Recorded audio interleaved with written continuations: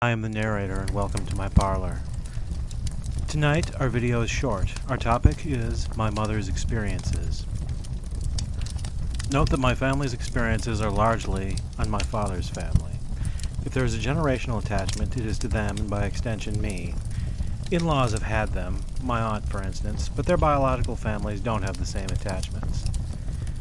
That is, they don't consist of repeat experiencers like mine. One night as a teen in the 1960s, my mother and a friend were playing with a Ouija board. At her friend's insistence, she asked it whom she would marry. It spelled my father and by extension my last name.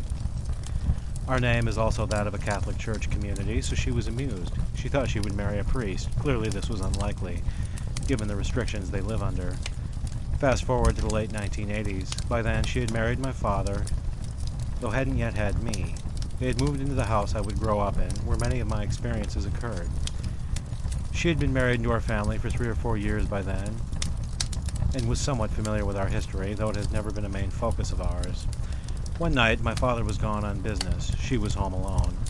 She has never liked being home alone. In fact, she always stands chairs beneath the doorknobs to block intruders. Back then, she would sleep in the den, not in her marital bedroom, often with the lights on. This night, she was walking down the stairs when suddenly she saw a figure standing on them. It was of average height and build and human-like in shape, though without distinct details. It was colored gray and seemed to wear a shawl. In other words, a shadow person, though gray, not black. She saw it only for a moment and only in passing, but it was enough to hamper her sleep for the evening. On a second night, she was passing by the second-floor closet, between her marital room and the bathroom. There she saw a similar figure, again only briefly and only in passing. Again she was unnerved, and from then on associated the closet with the figure. She claims to have often felt a strange sensation near it. It's interesting that despite all my experiences in the house, I never felt anything in regards to that particular closet. As an aside, my father claimed to have once felt a sense of dread near the industrial sink in the basement, and to at times have felt it in the back room where he kept his tools. Again, I felt dread in the entire back of the basement, though never linked it to those specific spots. What did they experience? What was the gray-shawled figure? Recall that I saw a shawled figure myself, years later in the 1990s. However, it was black, tall, and I perceived it as feminine. Her description lacks such detail, though, and by her own admission, her memory has faded. Shadow figures are usually described as black, though other colors are less often reported. Could they have been the same figure, and I simply perceived it in more detail? If so, why? Was I simply more attuned, or when I saw it, was it able to manifest more fully? Why did she sense strangeness near those two spots, whereas I sensed it all around? The same could be asked of my father in the basement. Again, was I simply more attuned? Or do individual spots have their own signatures, and individuals detect them differently? And why was it there to begin with? What was its aim? Or did it even have one? It simply happened to reside there. Note that it didn't appear sinister per se, and did nothing that could be seen as such. It was simply there.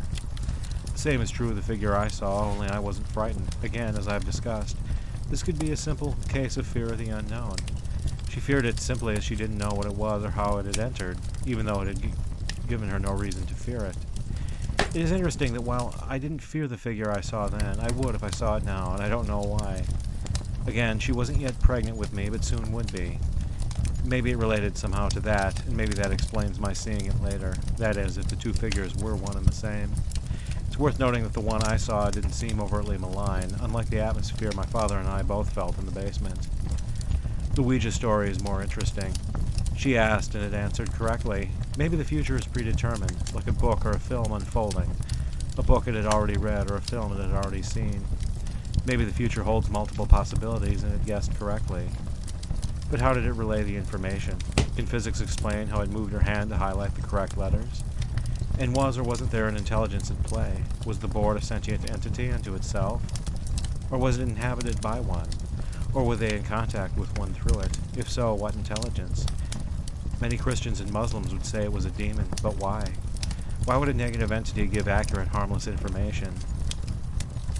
They would say it intended to lure the girls into divination, into relying on popular occultism for answers. And yet, this had no such effect. Neither, to my knowledge, have used one since, nor would they. Was it a benevolent entity, simply seeking to help? Or maybe there was no intelligence at all? Maybe they just accessed an impersonal database of information, like the Akashic Records. Will we ever know? As always, if listeners have any experiences or insights and would like to share them on this channel, feel free to email me at tparish1@new.rr.com.